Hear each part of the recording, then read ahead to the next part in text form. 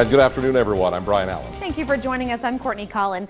The South Dakota legislature convenes next Tuesday for its 2017 session. Lawmakers are expected to face economic challenges, but Governor Daugaard is hoping for some opportunities as well. I was able to sit down with the governor yesterday at his office in Pierre for a wide-ranging interview, including his opposition to initiated Measure 22 and how he hopes the Trump administration will take a financial burden off of the state.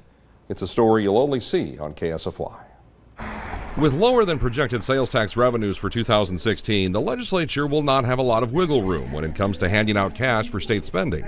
With that financial pinch, Governor Daugaard says he will lead the fight in stopping public funding of political campaigns, which voters approved last November with initiated Measure 22.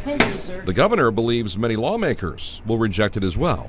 Do they want to create a system of public finance for campaign commercials? I believe they do not. I certainly do not, and so I do not expect that to survive the legislative session. The governor is also hoping to see Medicaid reform come out of the new Congress and new Trump administration, specifically a redesign of the Indian Health Service and a return to 100% federal funding of the IHS. South Dakota has been spending an average of $76 million a year in state money to help IHS recipients, but IHS is a federal program. It would be the same as if the federal government started to shift the care of veterans onto the state.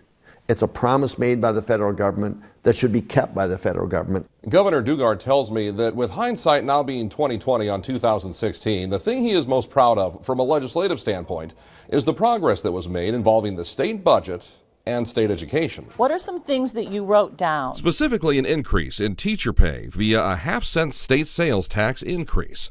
Teacher salaries were boosted an average of 7 to 10% depending on the district.